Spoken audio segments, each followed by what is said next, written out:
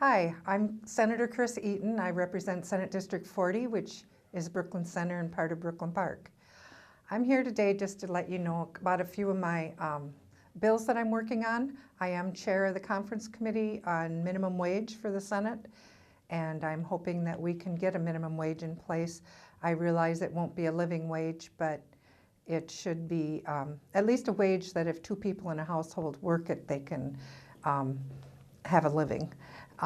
The other thing I'm working on is I have a bill called some people call it Steve's Law. I call it the naloxone bill.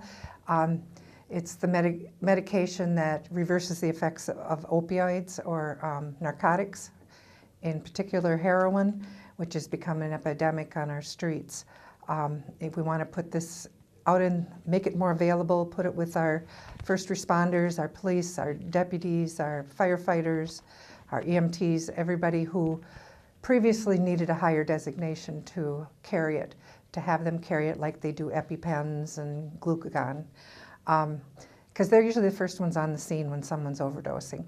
Another part of my bill is also the Good Samaritan piece, that if you call for help, you are immune from prosecution for anything found at the scene.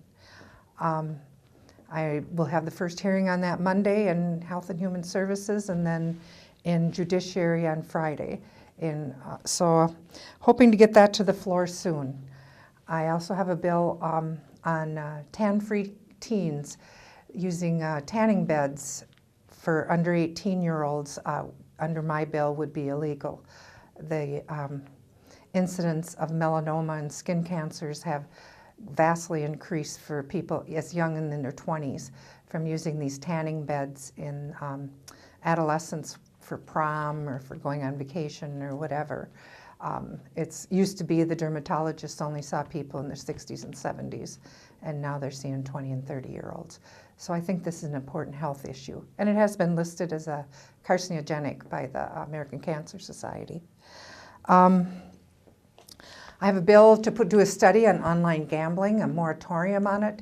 I've heard from many of you that you're not happy with online gambling, and it kind of took all of us by surprise when the lottery just started doing that. So I think we need to look at it. I think that our director there overstepped the legal bounds. It's a disagreement we have, but we want to study and find out what the real parameters are of that, and if we really want to do that in Minnesota. I have a bill also to allow people who aren't incarcerated, if they have a felony on their record, to vote in our elections. This is the case in many states, and it's called the North Dakota model. If you're not locked up and you're a citizen, you can vote. And I would like to see that in the state of Minnesota. These people live in our community. Most felons are not incarcerated. They have kids in the schools. They work in the area. They contribute to the community, and they should have a right to vote on who represents them. I'm still working on a moratorium on the wolf hunt, and I'm not getting anywhere and getting a hearing on that right now, but we are still actively working on getting that going. And the other bill that I'd like to mention is the one I'm working on for infectious waste disposal. I have a bill to help control where we put all these needles, used needles. People who in their homes like have diabetes or whatever, give themselves shots, right now there's no rules on it at all, and they're throwing them in their trash. And so the people who work with the waste are getting stuck, getting needle sticks, which then they have to be tested for AIDS and hepatitis, and it's very stressful for them because they have to worry about getting those diseases, and it's very expensive for us in our healthcare system because some of those tests can go on forever. I mean, you never really know when you're free and clear. So I think that's an important bill to pass also.